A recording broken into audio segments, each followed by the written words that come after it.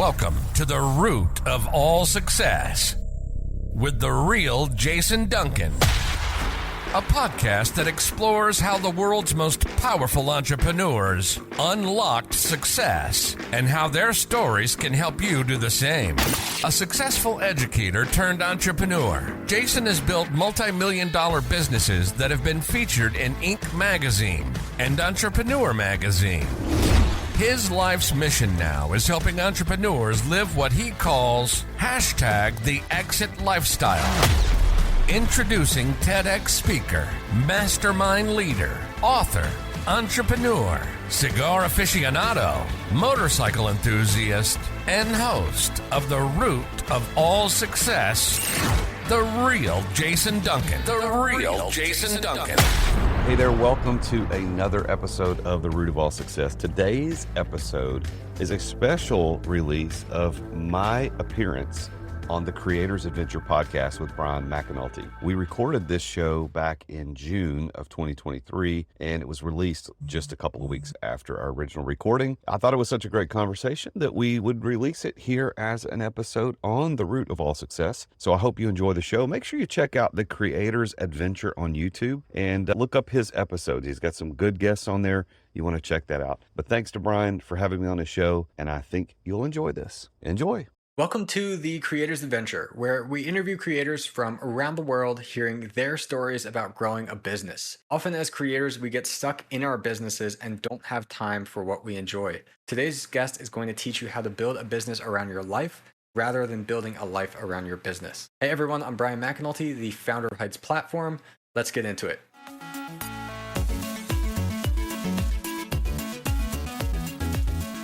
Hey everyone, we're here today with the Real Jason Duncan. He is a best-selling author, TEDx speaker, podcaster, and coach on a mission to help 100,000 entrepreneurs find true success and balance. With over a decade of experience as the founder of one of America's fastest-growing privately held companies, Jason knows what it takes to build a profitable business in under 10 hours a week. His proven method, Exit Without Exiting, is all about breaking free from the daily grind of business operations so that you can focus on what truly matters in life. Jason, welcome to the show. Brian, thanks for having me, man. Yeah, of course. So my first question for you is, what would you say is the biggest thing that either you did or you are doing that helped you to achieve the freedom to do the things you enjoy? I think mindset is probably the biggest thing, and I'm a huge fan of Napoleon Hill and Think and Grow Rich. I read from it every single day. It is not a book you just read and sit down. It's something that you study. It is not the Bible, so I don't want to equate it with that because I do follow Jesus, and the Bible does have a special place in my heart. But I study it in the very same way that someone would study the Bible, looking for those passages that give meaning and allow me to get my mindset right. But he's not the only author that talks about those same things. There's Florence Shen, who was a contemporary of him she wrote in the 20s and 30s. And for a female to write on mindset and metaphysical reality was kind of interesting for her. But she wrote, I think, 5 very short books. They all fit together in a book, probably no thicker than that.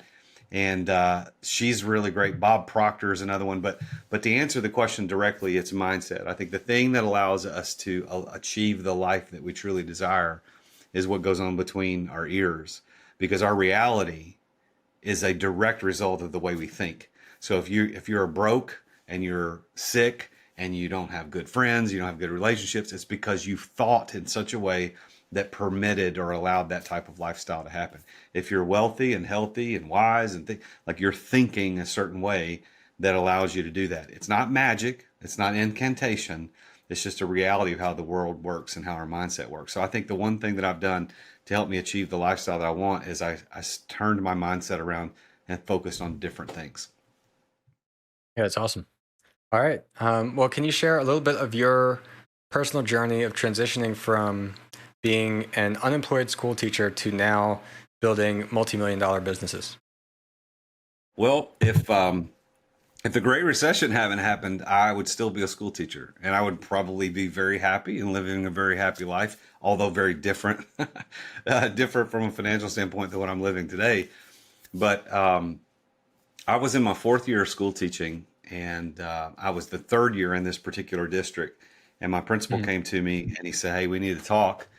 And I said, "Okay, that doesn't sound good." And he goes, "Well, the bad news is I've got to cut some teaching positions from the books for next year. And the worst news is that, you don't have tenure. You're the last guy hired. I know you're the best teacher we've got in this subject area in the whole county. You're a great teacher, but that's just the decision. That's how I got to make that decision." And that conversation changed my life, because I knew I wasn't going to be able to be back in the school room, the school building the following year.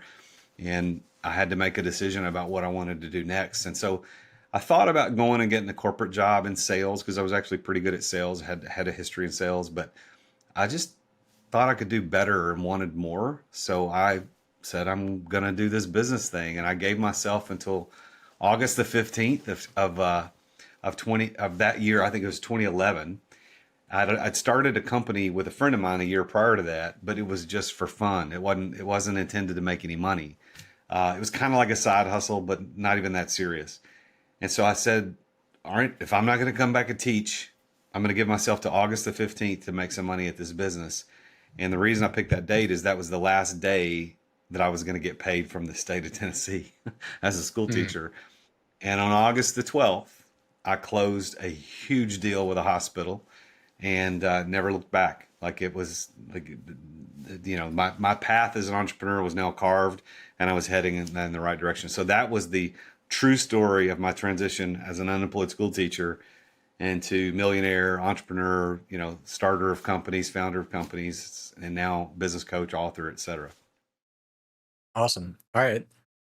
So I want to talk about work-life balance. It seems like this is something that you're pretty passionate about, and it's a common struggle for many entrepreneurs. So how did you build a profitable business while being able to work under 20 hours a week?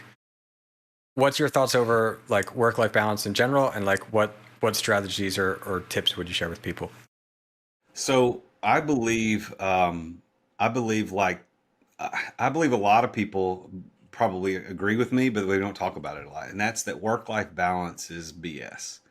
Like, it is not. I actually did an episode on my show just recently called Work-Life Balance Debunked. And I wanted to talk about this idea of balance. And I used this metal ruler that, for those of you that are watching this, you can see, and I'm going to balance it right here on my microphone. And so if you could see this right now at the 6-inch mark on this 1 foot metal ruler in the middle, my microphone, it balances it. Well, if we talk about work-life balance, that indicates, it insinuates, and our vocabulary actually means something. So when we say the wrong words, we get the wrong reaction. If we say work-life balance, it means that we've got something that's balanced with work on one side and life on the other. And so what ends up happening is, as you can see, I know you're watching this, Brian, but if your listeners are watching this on YouTube or wherever this is posted later, Yep. if work is one side and then life is the other, all right, so you work, you spend more time with that than you do anything else. And then when it's time to go spend time on life, you run up to the other side and then it tips. And then work starts falling apart. So you got to run back up the other side. And we can't, and so the idea is, hey, if we could just get it balanced where we're spending the same amount of energy, time, and effort in life as we are in work, then life is going to be great. Well, actually, no, it's not, because it will continue to be this seesaw back and forth, back and forth. So what I believe in is that life is the teeter-totter, that life is the ruler, and that we have to balance everything on life. So rather than going to one end to the other, I think you start in the center. And so what are the things that are most important to you? What are for the listeners, what's most important? For me, my faith in God, following Jesus, that's the most important thing. Second only to that is my wife, my relationship to my wife. We've been married 28 years. And then third would be my kids. And then maybe fourth would be community, extended family. And then somewhere in there is my business and my clients. I mean, but rather than building it as a list of things where I'm going to put work on one side, life on the other, I build in concentric circles out from the center. So everything I do reverberates from the center of who I am. So when I do a podcast, when I have a coaching client, when I speak on a stage somewhere, if I write a book, the center of who I am is my faith and my life with my wife. Like, that's where everything starts, and it builds out from there. And if you do that physically on a teeter-totter, if you build out from the center in equal concentric circles, your life is always balanced. But if you go, well, I'm only going to work on work for a while. Who cares about my wife? If she's not with me, I'll divorce her. I'll let her go. Or I don't care about my faith for a while. I got to build my business. Well, you're building to one direction. You can never be balanced that way. So I'm on a mission to help 100,000 entrepreneurs achieve true success and balance. And that's what I mean by balance.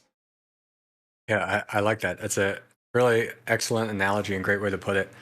And like, I feel that I think of it the same way myself, but I hadn't thought of that analogy, that like the way I try to work with my business is that like it's part of my life, and I want to build the business around the way I want my life to be and the things that I value, just like you talked about.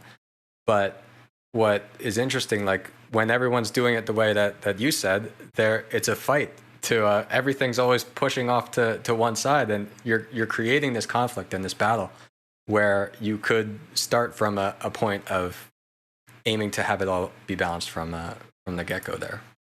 Yeah, well, you said something really interesting, and I want your listeners to hear what you said, is that you want to build a business around your life rather than a life around you didn't say it like that, but rather than building your life around your business. But so many entrepreneurs, especially solopreneurs, like I think that's a lot of your audience, they build their life around what's left over out of business. I was talking with my attorney before show, I was telling you about some of the stuff going on in my life, but I was talking with my attorney this morning. He was telling me the story of this very successful family, extended family. I think they're from somewhere in the Middle East. They live here. They all live here now, and they have a very successful chain of retail locations.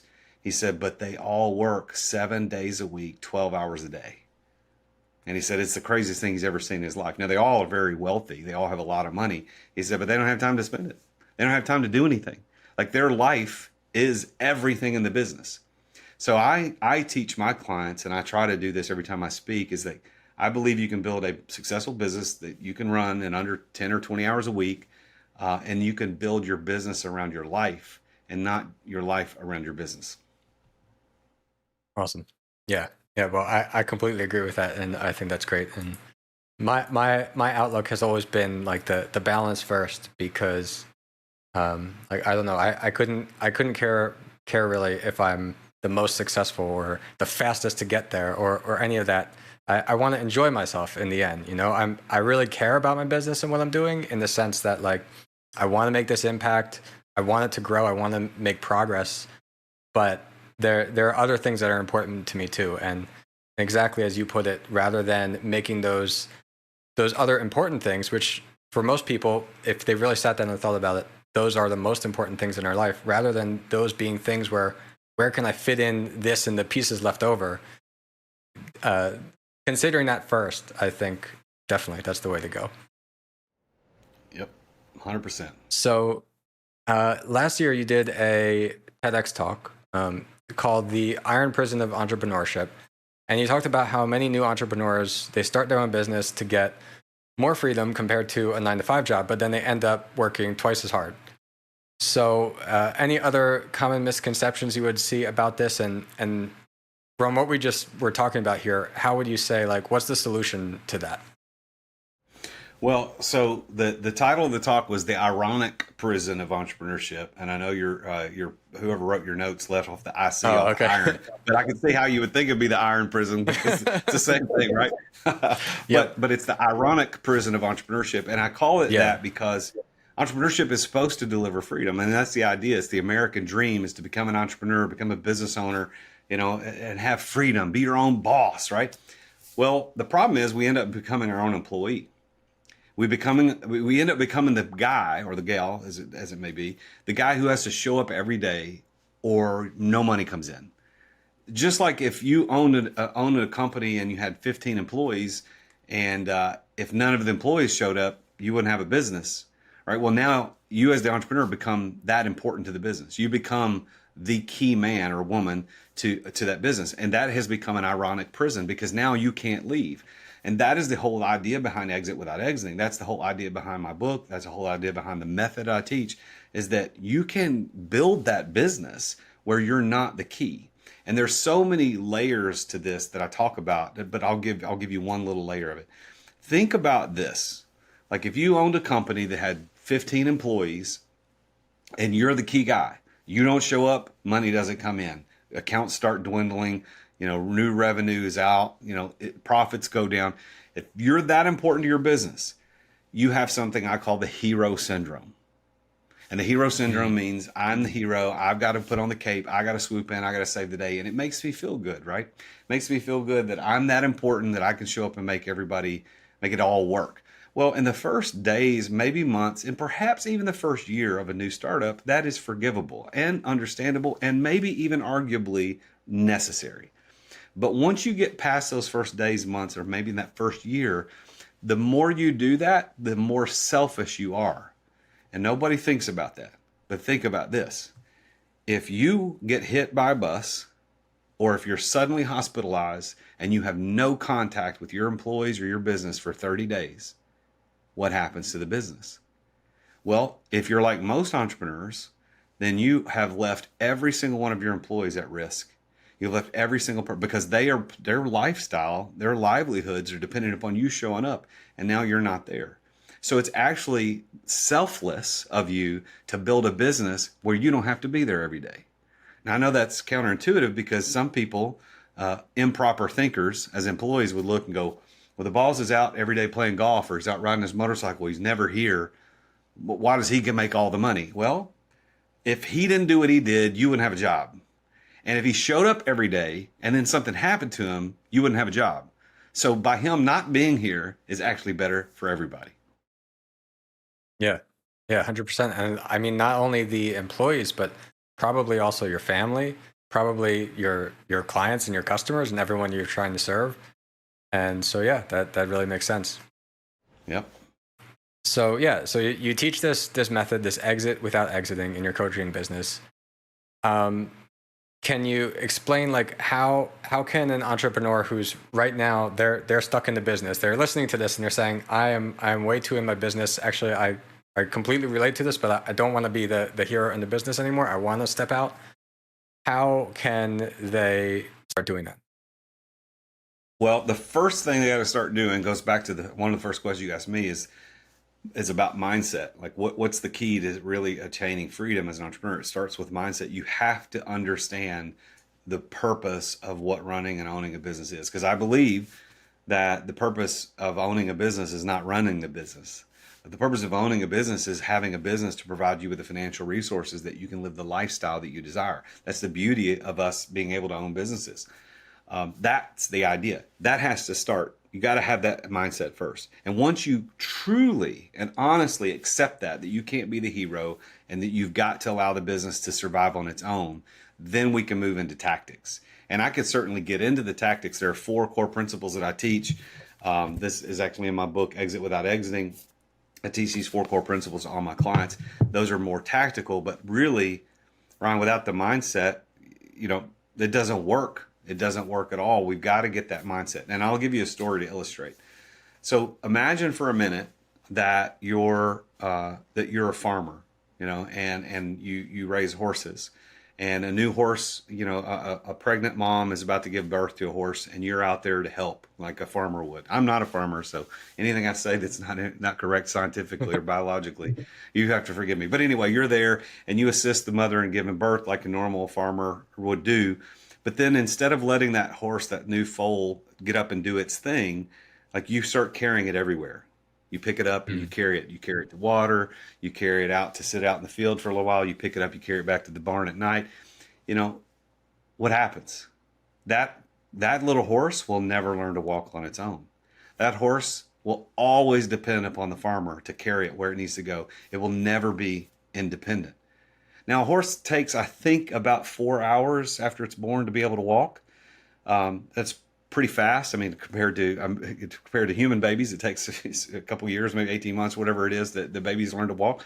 But here we are at this horse. It only takes 4 hours, but we say, well, it's not going fast enough. I need to move it over here. That's exactly what we do in our businesses. At the beginning, they can't walk on their own. They don't know how to walk. Our businesses need our assistance. We have to carry the business to water. We have to go make it rain, so to speak. We got to bring the money in. But if we keep doing that year over year over year, you're going to end up 5, 6, 7, 10 years down the road carrying your business everywhere. And then the moment that you decide, you know what, it's time to put the business down, that Real Jason Duncan guy's got a point. You set that business down and you walk away, it's going to die. So there are tactics that you have to go through to get that business ready for you to walk away. You can't just set it down and walk off.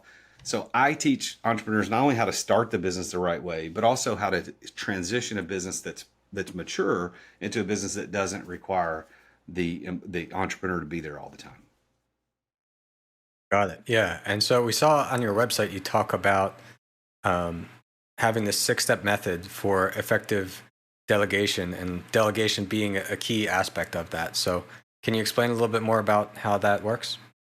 Yeah, absolutely. This is so delegation actually is the first of the 4 core principles. So mindset's kind of the umbrella, which we just talked about. The first core principle that you have to kind of take into account before you can exit without exiting is embrace delegation. The second is to eliminate stress. The third is to establish systems and processes. And then the fourth is invest in people. So you asked me about the first one. So the first idea here of delegation is this, is that there are 6 steps to learning delegation. And I teach these as training wheels. And I liken it back to like when you learned to ride a bike. When I learned to ride a bike, our dad probably put some training wheels on, and we tip back and forth a little bit, but we learn how to ride, and eventually the training wheels come off and you ride a bike without them. So the 6-step method is simply training wheels. They're not a permanent delegation plan, but it's training wheels. Because once you learn how to ride the bike with training wheels, you don't need them anymore. So these 6 steps are this. Number 1, you're going to make a top 10 list of all the things that you're doing on a regular basis that somebody else could be doing. And that takes honesty. You got to take the cape off, the superhero cape, and say, you know what? I'm doing these 10 things that somebody else probably could be doing. Now, that's step 1. Step 2 is you're going to pick one of those things, just one, and you're going to delegate that to someone for 30 days. Now, delegation, there's a whole talk that I do on delegation. As a matter of fact, there's a 2-hour masterclass I teach just on delegation.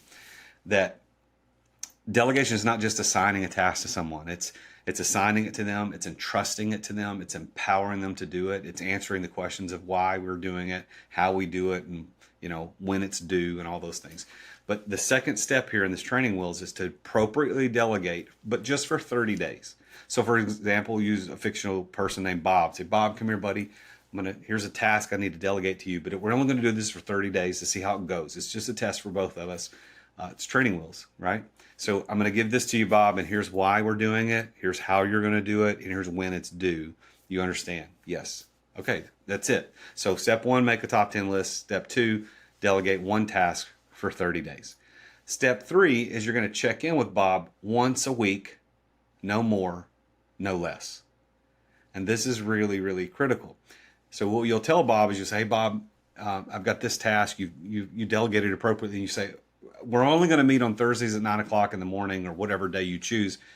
And I'm going to check in, just see how things are going. You ask me questions, whatever, we're good. Anything between Thursday mornings at 9, you have to come to me. I'm not going to be coming to you. If you got questions, you can come ask. I'll help you. But this is you. You got to do this. You ready, Bob? He's like, yep. So you check in once a week. Now, if you check in more than that, what you're going to run the risk of is you're going to be doing what a lot of entrepreneurs do, and they do confiscation rather than delegation, where they look at Bob's task all the time and like, you ain't doing this, buddy. This is not right. Do it this way. You know what? Just give it to me. And you end up doing it yourself. That's confiscation. That's not delegation. And entrepreneurs will stand there and go, I've tried delegation and it doesn't work. No, you tried confiscation and that doesn't work. And so that's different. The other thing that people do is that if they check in less than once a week, is they do something called abdication. Again, rhymes with delegation, but it's a different thing. Abdication is a word we don't use a lot, but it actually means to formally divest yourself of that responsibility. So it's like, I'm giving it up and I don't want to think about it again. And this is what that would look like. Hey, Bob, here's the task for 30 days. You good? Yeah, I'm good. Okay, then bump. And you never go back. You never check to see if he's did it right. That's the thing I did for years. And I still, to this day, I do it a little bit. And I'm ashamed to admit, but abdication is the thing that I do more than I should. But delegation is not abdication or confiscation. Delegation is entrusting, empowering, and teaching and assigning that person this task and allowing them to do it on behalf of you. So that's the third step. Now, the fourth step is where I lose everybody. The fourth step is the hardest step. The fourth step is this. The fourth step is when you meet with Bob, you cannot correct Bob. You can't do any corrective measures. You only can praise him. And the reason is the law of delegation. excuse me, not the law of delegation, the law of discovery. The law of discovery, all of us know what this is, even though we've never heard of it. It means we learn more by what we discover on our own than what we are told. Just like a kid, when the mom and dad says, don't touch the candle's hot. How many times could the parents say that to the kid? And the kid's like, okay, hot, I get it. I'm not going to touch it. The kid's going to touch it. And that is when he learns that the candle is hot. Bob's got to screw it up. Bob's got to make mistakes. So when you do your check-in meetings with Bob once a week and he comes in and he didn't do it right, you got to give him some sort of praise on something he did right, or even just look at him and say, man, I like your tie today. Like, well, you got to do something on the positive side. You can't correct him. And if you correct him, you're setting him up for failure, because long term, he's going to always look to you to fix his issues.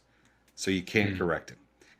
Now, fifth step is the 80% rule. And the 80% rule is this: when you assign or delegate a task to somebody, you're only looking for 80% of your expectations to be filled, because they're not going to do it 100%.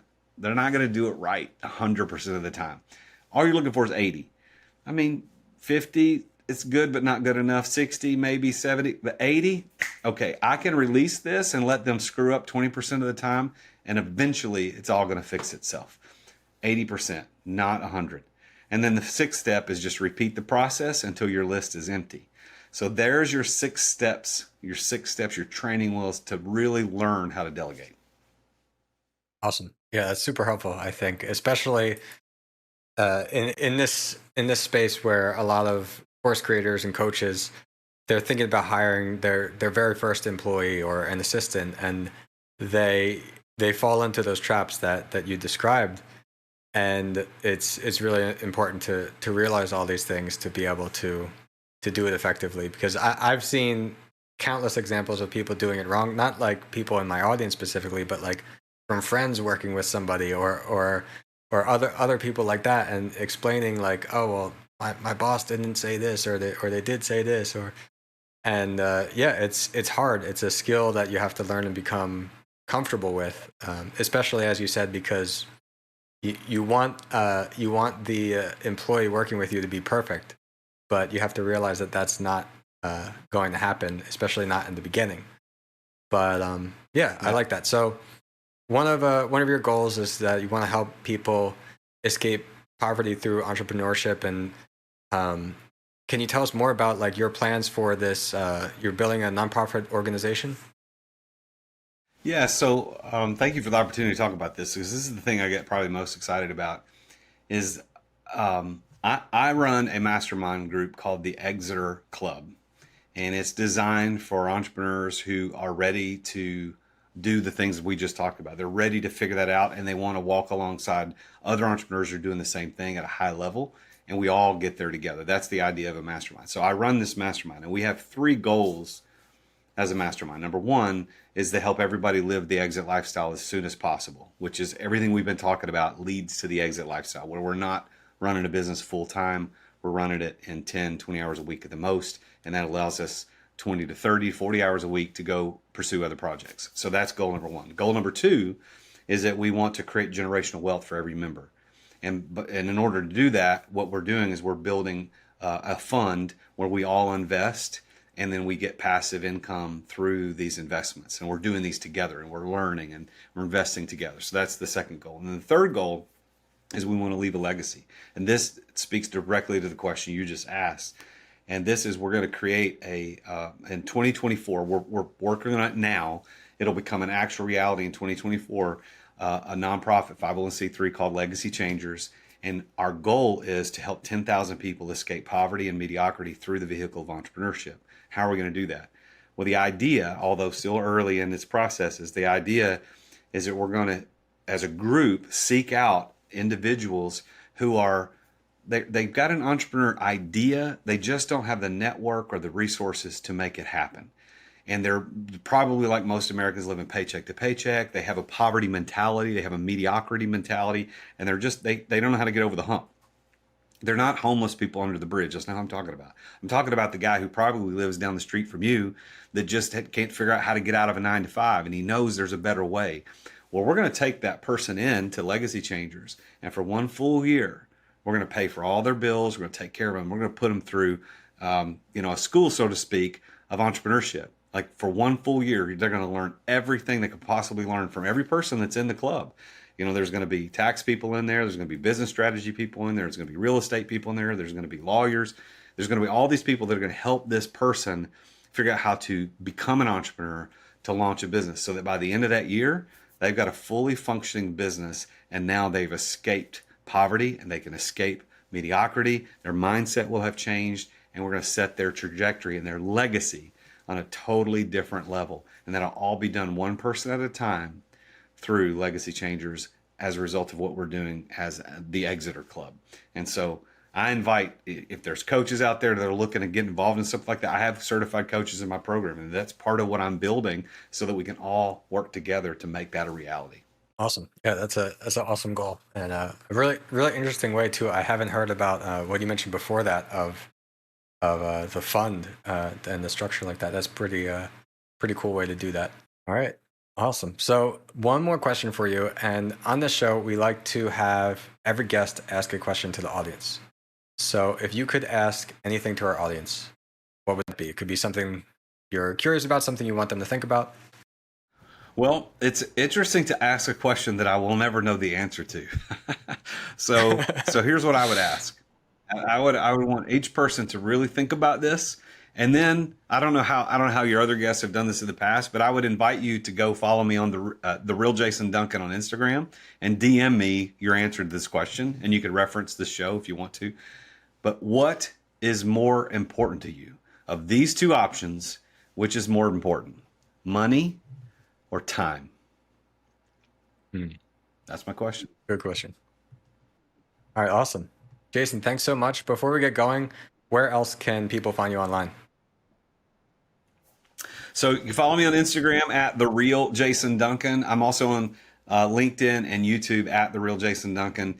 And then I would invite everybody to pick up a copy of my book, Exit Without Exiting. It's an international bestseller.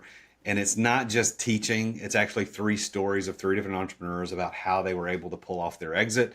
One person pulls off the exit in the traditional way we all see it. And then we talk about what's the result of that.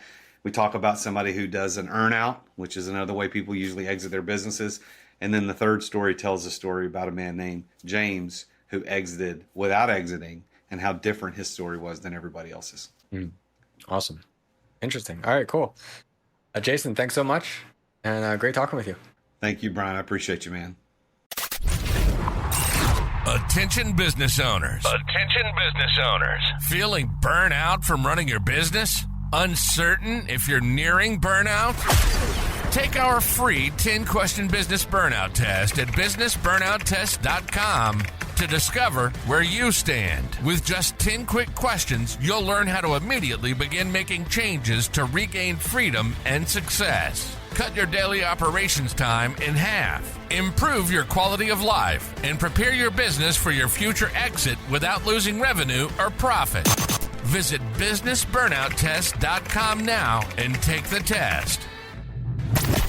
Thank you for listening to another edition of The Root of All Success with the Real Jason Duncan. If you've enjoyed this week's episode, visit therootofallsuccess.com to access the show notes and other helpful resources. Follow Jason on social media at The Real Jason Duncan. See you again next time here on The Root of All Success.